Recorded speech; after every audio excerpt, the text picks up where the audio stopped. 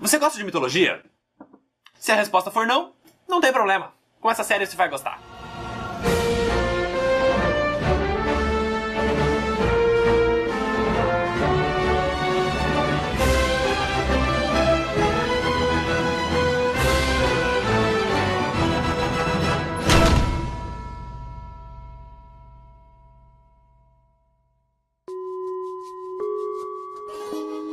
O motivo de muita gente achar que mitologia é chata é que o pouco que a gente aprende na escola é com aquele professor de história que já tá de saco cheio e fazia a gente assistir algum documentário absurdamente chato, tipo Mistérios do Egito. Worshipped as the son of Ra, the sun god. Nossa, cara, isso era que nem um sonífero na sala. E é aí que entra o Mitologia. A ideia desse quadro é contar essas histórias da maneira mais descontraída possível, como se fosse uma conversa de bar. E a maior vantagem desse tema é que todo mundo já conhece os grandes personagens e até já ouviu falar das histórias. Mas ninguém sabe realmente o que aconteceu em cada uma delas. Por exemplo, todo mundo já ouviu falar do Minotauro. Mas algum de vocês conhece a história dele? E até as mais famosas, tipo os 12 Trabalhos de Hércules. As pessoas só conhecem a versão da Disney, que a propósito é bem diferente da original. Mas chega de enrolação, vamos começar essa bagaça. A primeira coisa que tem que ser dita é que uma mitologia nada mais é que um conjunto de lendas criadas por um povo durante muitas gerações. E elas eram usadas para explicar fenômenos que eles ainda não eram capazes de entender. Por exemplo, quando os povos nórdicos escutavam um trovão, eles diziam que era algum deus passando com sua carruagem pelos céus. E assim surgiu Thor, o deus do trovão. Tendo dito isso, a gente pode começar a falar da minha mitologia favorita, a grega. Os relatos escritos mais antigos que se tem documentados são os 2 poemas épicos de Homero, a Ilíada e a Odisseia, e um pouco depois a Teogonia, escrito por Hesíodo, onde ele fez a primeira árvore genealógica dos deuses. Lembrando que tudo isso é antes de Cristo. Mas antes que isso vire uma aula chata de história, vamos começar a falar dos primeiros deuses. Muita gente acha que o deus mais antigo é Zeus, porque ele é o rei do Olimpo e tem aquela barba branca.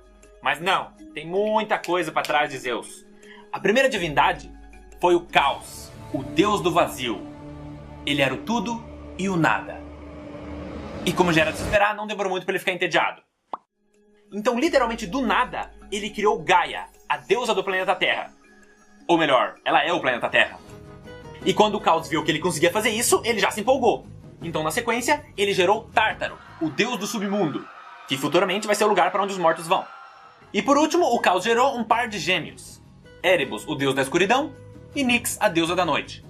E faz sentido que eles sejam gêmeos, porque convenhamos, um pra escuridão e um pra noite é bem redundante, né? Um só já cuidava do blackout. A partir daí, a gente começa a ver os netos do Caos.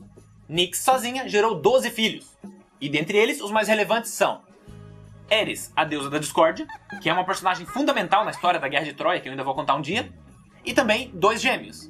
Hypnos, o deus do sono, porque Hypnos é literalmente sono em grego, então a hipnose vem daí, e o irmão dele, Thanatos, o deus da morte.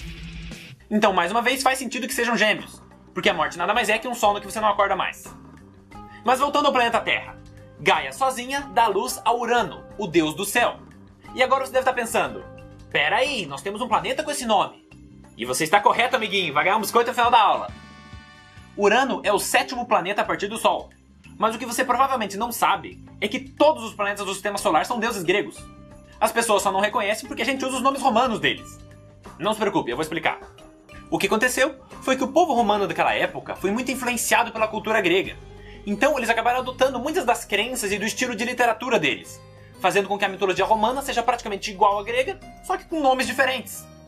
Então Mercúrio é Hermes, Vênus é Afrodite, Terra é obviamente a Gaia, Marte é o Ares, Júpiter é Zeus, Saturno é Cronos, Urano é o único que já está com o nome grego, Netuno é Poseidon e Plutão, que não é mais um planeta, é Hades. Ah, e de brinde, o Sol é o Hélio, que foi a inspiração para o nome do elemento. Mas voltando à história. Depois de Urano, Gaia gerou mais 2 filhos. Órias, o deus das montanhas, e Pontus, o deus do mar. Ou seja, ela estava fazendo um paisagismo nela mesma. A partir daí, os deuses começaram a parar de ter filhos assexuadamente e começaram a ter filhos incestuosamente. E isso é muito comum em todas as mitologias. Até se você parar para analisar a história da religião cristã. Da onde você acha que vieram os netos de Adão e Eva? Então Gaia copulou com Urano. O que mesmo sem a parte do incesto já é bem bizarro. Como é que o céu faz sexo com a terra, sabe? Eu queria entender a logística. Tipo... não sei.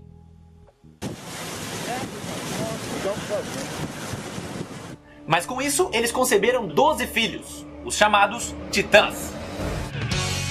Não, não esses. Não! Os Titãs são esses aqui. Quem quiser ver com calma, é só pausar o vídeo. Depois disso, Gaia e Urano decretaram que não era para nascer mais nenhum Titã. Mas como não existia camisinha naquela época, ela continuou engravidando igual. Só que ao invés de nascerem deuses, começaram a nascer monstros. Sendo eles 3 Ciclopes, Brontes, Steropes e Arges, e depois os Hecatonqueros, que entram pro top 10 de criaturas mais bizarras da mitologia grega. E o motivo é que cada um deles tem 100 braços e 50 cabeças. Muitos artistas já tentaram retratar como eles seriam, sendo que algumas representações ficaram muito boas, outras nem tanto. E aí Urano, vendo as criaturas que ele mesmo gerou, sentiu o repulso dos próprios filhos e disse que o único lugar que eles mereciam ficar era no submundo, sendo que essa é a primeira vez que o submundo ia ser útil para alguma coisa. Mas isso tinha um problema. O submundo fica no centro da Terra, ou seja, dentro de Gaia. Então quando Urano aprisionou os Ciclopes e os Hecatonqueros nas profundezas do planeta, Gaia começou a sentir muita dor. E aí você pode interpretar que as dores eram literalmente uma dor de barriga por ela ter criaturas dentro dela, ou que o sofrimento era na verdade a tristeza de saber que os filhos dela estavam aprisionados. Eu diria que é os dois. Mas aí Gaia bolou um plano. Com a ajuda de Nyx, ela juntou o mineral mais resistente que ela encontrou nela mesma. No caso, o adamante, que é um termo arcaico para representar algum material muito resistente. E eu acredito que também tenha sido a inspiração para o adamante do Wolverine. E com esse material, ela fez uma foice. Aí quando o Urano saiu para na padaria, ela chamou todos os filhos e disse que um deles teria que usar essa foice para castrar o Urano. Porque os deuses são imortais, isso era o máximo que ela podia fazer.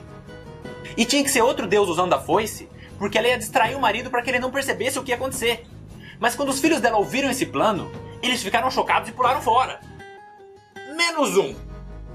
O único que aceitou foi Cronos, o mais novo e mais rebelde dos Titãs. Aí a Gaia explicou melhor o plano. Ele era para ficar escondido, e na hora que o Urano viesse fazer sexo com ela, esse seria o momento que ele ia estar mais distraído. O que é verdade. Nesse tipo de situação pode estar acontecendo até um terremoto no quintal e o homem não vai nem olhar pro lado. Mas o que eu realmente queria saber é como é que ela contou isso pro Cronos, o caçula dela. Porque deve ter sido a conversa mais constrangedora do mundo. Filho, pega essa foice e se esconde ali atrás do criado mudo. Aí quando teu pai vier me comer, você sai correndo e corta o pau dele, tá? Bem bonitinho, depois mamãe vai te dar um Kinder Ovo. Ou seja, a chance do Cronos ter um desenvolvimento psicológico sadio é 0. Mas de qualquer maneira, logo em seguida, o Urano chegou, olhou pra Gaia, começou a tocar um Barry White, ela fingiu que estava interessada, e quando chegou a hora do vamos ver, o Cronos surge das sombras e pá! Vai mijar sentado pro resto da vida. E existe uma outra versão dessa história que diz que não só os Ciclopes e os Hecatonqueros foram aprisionados, mas sim todos os Titãs. Então Cronos estaria dentro do ventre de Gaia e cortou a genitália do pai durante o ato sexual. Com isso, a gente chega à conclusão de que as pessoas podem dizer que mitologia é qualquer coisa, menos chata. Continuando a história. Até então, Urano era o rei dos Titãs, mas depois de ser derrotado, Cronos assumiu esse cargo. O que é justo, levando em consideração o que ele teve que fazer. Com isso, Gaia ficou muito feliz, porque finalmente os filhos dela iam ser libertados. Ou pelo menos, era isso que ela achava que ia acontecer. Porque Cronos chegou e falou: os monstros não vão sair. Gaia ficou pasma. E foi aí que ela percebeu que Cronos não atacou Urano para salvar os irmãos, e sim para usurpar o pai e tomar o lugar dele. Então Gaia olhou nos olhos de Cronos e profetizou que ele seria destronado por um de seus filhos, assim como ele fez com o pai dele. Cronos deu as costas e saiu, que nem novela mexicana. Aí, sendo o soberano e o mais forte dos Titãs, a primeira coisa que ele fez foi escolher Rhea como sua esposa e rainha. E assim começou o reinado de Cronos, que foi bem mais longo que o do pai. Nesse período, ele decidiu que não seria uma boa ideia brincar com a profecia de Gaia. Então, ele resolveu não ter filhos.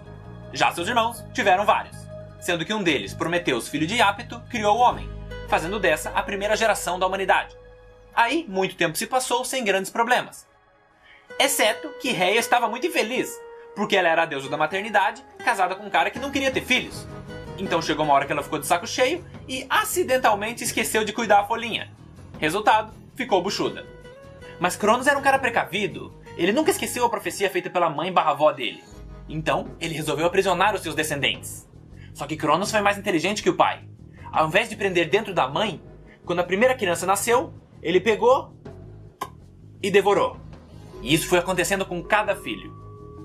Hestia, Hades, Deméter, Poseidon, Hera.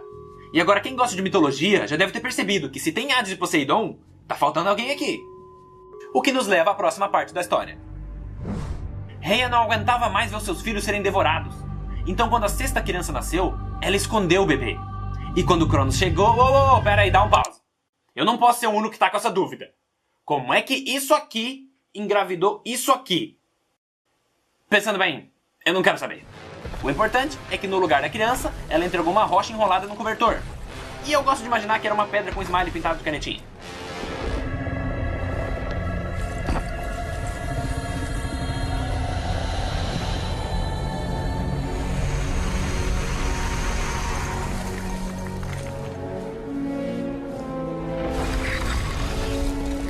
Aí, como já era a sexta vez que o Cronos estava fazendo isso, ele nem prestou atenção, ele só mandou pra dentro. A partir daí, a vida dos titãs continuou normalmente. Mas o que eles não sabiam é que o último filho de Cronos estava sendo criado escondido em uma caverna. E obviamente ele não tinha como se criar sozinho. Quem cuidou dele foi sua avó, Gaia.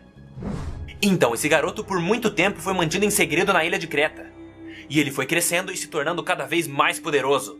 Até que depois de décadas de treino, ele sentiu que finalmente tinha chegado a hora de cumprir a sua missão. Confrontar o rei dos titãs, libertar seus irmãos e concretizar a profecia de Gaia. O nome dele era Zeus.